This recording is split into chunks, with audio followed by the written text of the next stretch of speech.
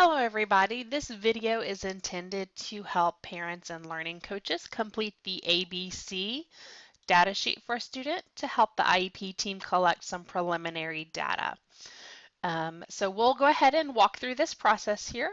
You can complete this document one of two ways. You can open it up on your computer and you can enter in your information. Also, probably more user-friendly is to print out this page and complete it by hand. If you complete it by hand, it does allow you the opportunity to take it with you around the house as those behaviors are happening, and you're not tied to the computer. You simply may scan it or take a photograph of your data before turning it back in. So today we're going to fill this out. In previous videos, we discussed how it's important to make sure that you're being very clear as far as talking about what the behavior is. So when this document is sent to you, it will have at the very top of it the 3 behaviors that that the team has determined they're collecting data on for your child. This information is based on the Define the Behavior worksheet that you filled out for your teacher or facilitator.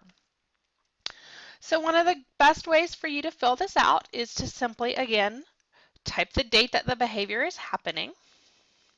Where is it happening?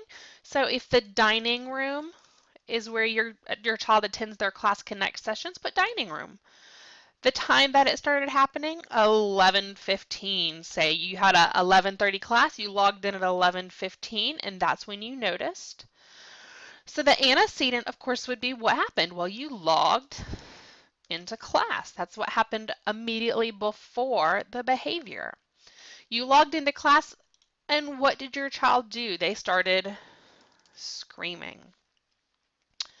And then what happened immediately after they started screaming? What was your reaction, or what happened after they started screaming? Let's say, for example, you, parent, or Elsie, turned off the recording. That information right there is very helpful to the team to help us understand what's going on in a day-to-day environment. The best guidance that we have for you is it's very important that you collect data related to Georgia Cyber Academy school-based work times. We want to make sure that the data we're collecting is based on school demands, whether that's attending Class Connect sessions, working in their online curriculum, working on some projects that are paper-based, working in their workbooks, etc. The data that we want collected here needs to be school-based data.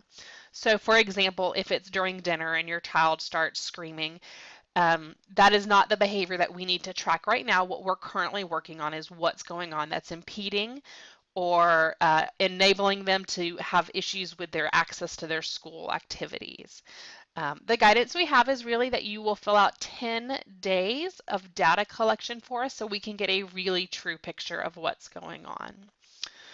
So let's go over that one more time. If you were to fill out a second sample, say later that same day, you guys were again in the dining room because that's where you work for school, and say it was 1:05 in the afternoon, and you presented child with workbook, one of their, math workbooks that had some pages for them to complete.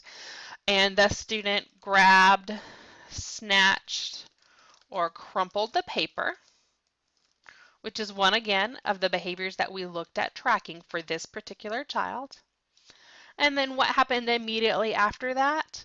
Say, for example, that you removed the workbook. Again, that tells us a great deal of information about what happened during that time.